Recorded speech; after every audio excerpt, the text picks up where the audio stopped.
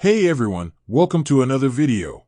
Today we're going to talk about issue number 43 of X-Force, written by Benjamin Percy, but before we dive into the story, I want to ask you a favor. If you enjoy this video, please leave a like and a comment to help the channel grow. So this issue opens up moments before the start of the fall, with Colossus looking at himself in the mirror, but no matter how much he stared, he couldn't shake the feeling that he was looking through the wrong end of a telescope, to the point where his own words seemed so separate and far away from his actions. And if he was completely honest with himself, he felt unworthy of the name Colossus. And in due time, others would soon feel the same about him, because tonight was the gala and his deformity will soon be known by all. So in a fit of rage, the council member drives his hand through the mirror, destroying the reflection staring back at him. But forever the puppet, he quickly regained his composure before leaving out to the hallway where he ran directly into Sage. Now Sage, the new head of X-Force, heard the commotion within the room and proceeded to ask if everything was okay, in which the dog replied as instructed and played the part of a proud leader. So with the gala on the horizon, we transfer over to the aged Quentin Quire looking into his closet trying to figure out which husk he wanted to wear. For these husks were created so he could be whomever he wanted to be whenever he wished to be, which includes a copy of his younger body. So after a picnic download, he was able to transfer his consciousness from the older version of himself to his more younger version just in time for the big show, which on a side note is great news for the character as a whole, considering the older look for him was not well received. So anyway, getting back to the story, once in his younger body, Quentin reveled in being back in his former youth, until he realized his power was greatly reduced upon switching, which could play a big role in the future of this comic line.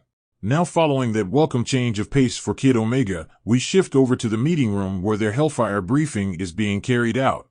So with all members in attendance, Colossus gives his marching orders to his unexpected team, for he orders his squad to stay off-site during this year's Hellfire Gala. Now the reason he cites for this decision is the extremely sensitive diplomatic situation they find themselves in as a nation.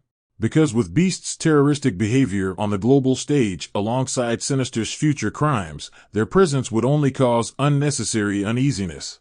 So with the team operating with a satellite presence, they are forced to rely on cameras and technology to carry out their duties. And in case of a quote-unquote unlikely emergency, the team will be just seconds away from responding. Now this was based on if Colossus, the spy, gives them the green light to do so, of course. And speaking of Colossus, he would be the only one to attend the event due to his title as liaison. So with that said, Black Tom's newest base emerged from the sea to help keep an eye from afar. So with all Colossus's pawns in place, he still had one more thing to attend to in order to pull off his brother's plan. For it was almost time, because after so many years of planning, building, quietly maneuvering, and seeding trust, everything was finally coming together. Now, it would be a terrible end for some, but a grand beginning for others.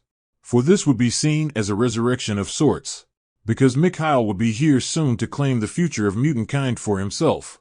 So without saying a word to his team, Colossus planted a mysterious Krakoan gate deep within a cliffside to help set his brother's plan into motion.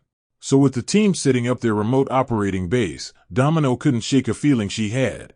So she immediately sets off to see what exactly is going on with her former ally, Colossus. So with Domino leaving the base, Deadpool was not about to sit by and miss out on the biggest party of the year while people were leaving left and right. So as we fast forward a bit, we pick up with Colossus drinking alone at this year's Hellfire Gala while the party is in full swing. And while everyone was drinking and having fun, Charles sparked up a conversation with his old friend. And during that dialogue, he thanks Colossus for becoming the liaison for X-Force on behalf of the council. But little did Charles know, Colossus wasn't doing this for the benefit of the council, but rather its fall. For on the next page, we see Domino arriving to Colossus's home in the Savage Lands, and when she entered his home, Colossus's thoughts were on full display. Because his room was littered with pictures of his inner struggles, for Colossus's brother alongside Kayla was clearly on his mind. Now this prompted Domino to start to suspect something bigger was at play. So as she continued to investigate the home, at the Hellfire Gala, Nimrod came crashing down from above, as seen in the Hellfire Gala comic. So with the mutant massacre in full effect, X-Force frantically begins to call in for Colossus's marching orders. But see, this wasn't a part of Mikhail's strategy nor plan. For this was an unanticipated plot twist and a break in the narrative. This was something the chronicler didn't foresee coming. So with things spinning out of control, the writer had to find a way to salvage the operation and ordered X-Force to stand down, for there were many mutants here who were more than capable of handling the situation. So with chaos running rampant at the gala, we jump back over to Domino searching Colossus's property, for he told her to come here and look for something. He wanted her to find the truth that she could use to stop him. So with her thoughts racing, Domino comes across a patch of freshly dug dirt in the Colossus's field of flowers. And based on willpower and determination, she started to dig and dig until the truth he wanted her to find was clear. Because before our hero was the remains of Kayla. Now Domino knows that her friend, Colossus, would never do something as monstrous as this, but unfortunately, he did. So with the body unearthed, we jump back over to X-Force preparing to storm the gala, with or without Colossus's blessing. So as the team make their way down the hallway, they run directly into Colossus himself, and with no hesitation Sage orders him to stand aside. But see, to their surprise, Colossus informs them that he didn't come here to stop them, but rather he came there to lead the charge. So with the team still believing the best in their leader, they allow him to lead them to the battlefield. But instead of heading the direct way there, he instead leads them to an alternate route which leads to the underground cave from earlier. But before they enter, Domino calls in and warns Sage to listen to her carefully and not to trust Colossus at all, and whatever he tells her to do, simply don't do it. Now this prompted her to stop in her tracks as the rest of the squad blindly followed their liaison into the mysterious gate with promises that it would lead them into the heart of the battle. For in his words, there was still time to salvage things.